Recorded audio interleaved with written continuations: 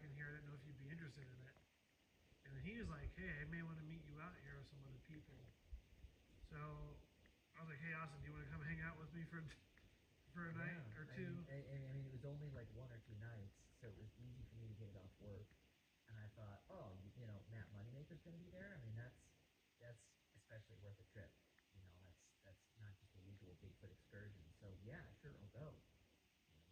So we came out here with other people that had sightings Yeah, in the general area.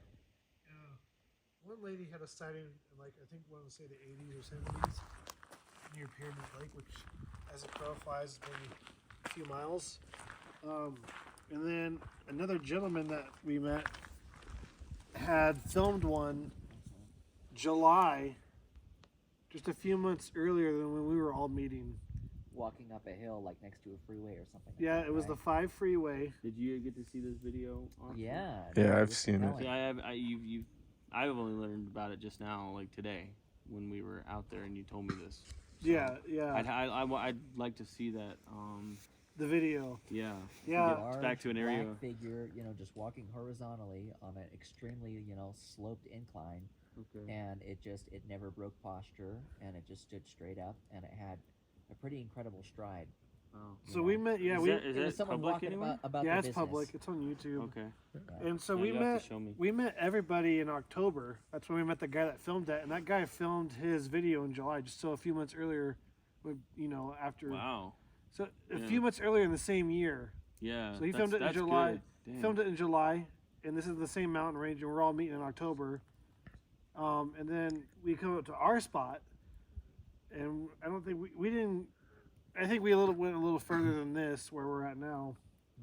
And then we stopped, and There was like no tracks. There was like no footprints, right? I don't know what I think they were just kind of looking, but they didn't want to drive all the way out there, so they kind of want to turn back because it was getting late. It was dark at that point. I was like, "Hey Matt, where should we go?" He's like, "Just take the road all the way back to this trailhead," and so we did. We drove out there. We parked. We got the tent set up. Yeah. We were just kind of hanging around, having drinks, eating Beer some. too, yeah. Eating some like chips and salsa. We did that for a few hours, just talking, hanging out. And I was like, dude, I'm getting like kind of freaked out. And Austin's like, oh, dude, What you're are you just freaked out about? yeah, like, what are you Nobody freaked around. out? You're just worrying over nothing. I was like, yeah, probably. Yeah, Anyways, inside so your own head. I was like, okay, we've been quiet for long enough. Let's go do some knocks and see what happens. So we went down. I wanted to get back to camp. I was like, Yeah, all right, you let's get this over with. Yeah, you wanted to get back to camp, and so we walked down the trail, and I showed you that giant tree I did the knocks on, and the But sound. it was like old and dead, and the sound sound didn't wasn't carry at good. all. That's when I decided to do those two whoops. I did one in one direction and one in the other. Yeah. And then we were. I had like my headlamp on, and I had like I think this exact sweater on, and as like well, and a earmuffs hoodie. too, because it was I kind of heard cold. nothing, yeah. And I was like, we were talking for a few minutes, and I was like, dude, did you hear that? And he was like, no. No, I heard nothing. I was like, okay, I saw this little ridge. Let's go back and just scan where that sound came from. It was like at like the top. Yeah. It was like a high point. So we went back and we were looking, and on a clear day, especially at night, you can see like way back in the distance, there were some lights. And so we were thinking that it was lights. So we're kind of like swaying back and forth, trying to judge if it's really far back or not. But there was something a lot closer. Yeah. That's when we realized it was I was eye like, shine. Tate. He was like, what is that? exactly like that. And I'm like, dude, I'm pretty sure this is what we were looking for. No, you said I don't know. You said I have no idea. No, I was pretty confident in what we were filming. I just That's not what you said. You said I have no idea. well, I was meaning it in the fact that I meant it was like I have no idea, but I was actually implying that I knew what it was because I heard the whoop response. Yeah. That's the reason. In that exact direction. That's why we went over there. Yeah, And so when we looked over and we were looking at our headlamps to see it, it made us already before we got there. Because it if was you're already looking right at us. because it's dark, we have lights on like this. It's bright. It's gonna see us coming up the ridge. It's not blind. Yeah. So But it's like it was waiting. It's like it whooped, and then it waited for us to come over the ridge. Well, what I think happened was, I was explaining to you earlier, Ron, is I think it was a younger one.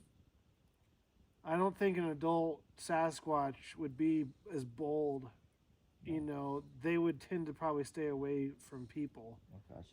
More cautious. But a younger one, adolescent, kind of more cocky, they probably saw us and heard it and we were coming that way, and it got spooked and stayed still. Because there's been reports of them doing like the whole deer in the headlights, where people have spotted them with their headlights and they literally freeze. That's happened. That's before. what that one did. It was just like it just stood there. It was just there.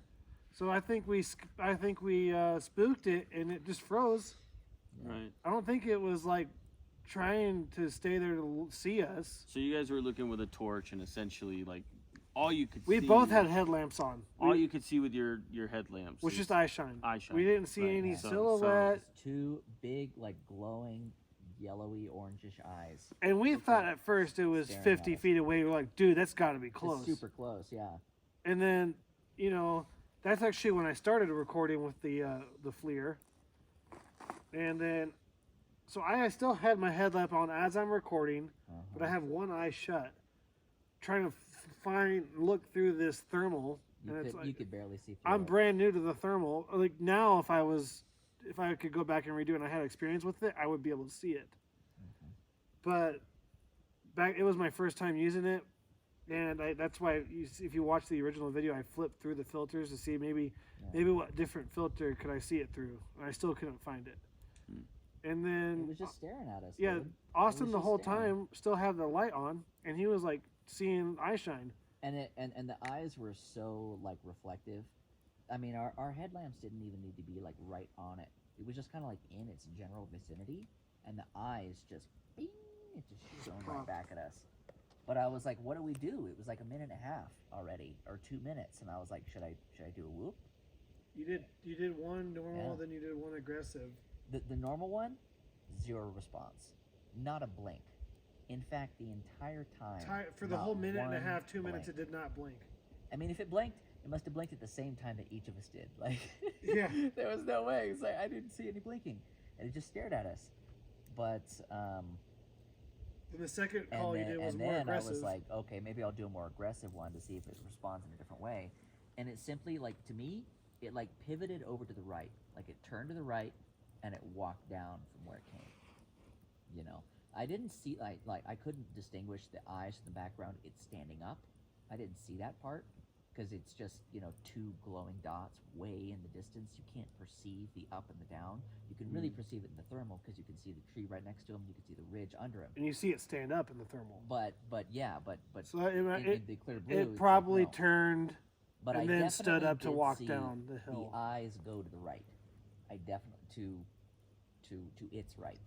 So like I saw like the left eye overlap over the right eye, and turn back where it came. Yeah, so I think it turned around and then stood up, then walked down the hill.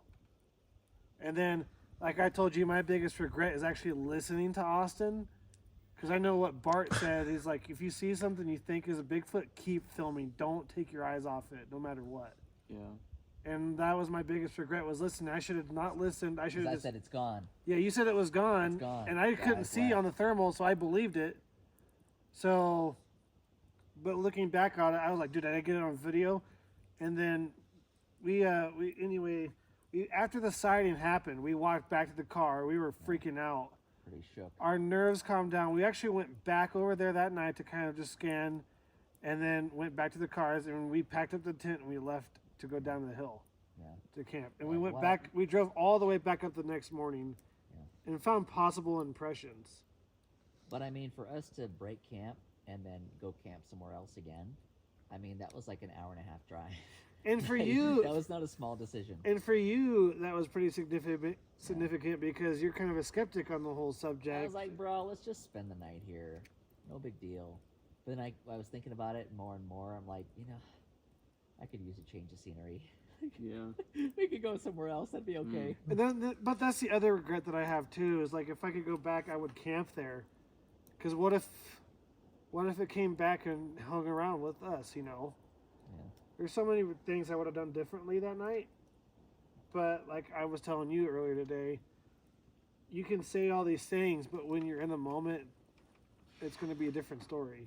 Yeah, a lot of times.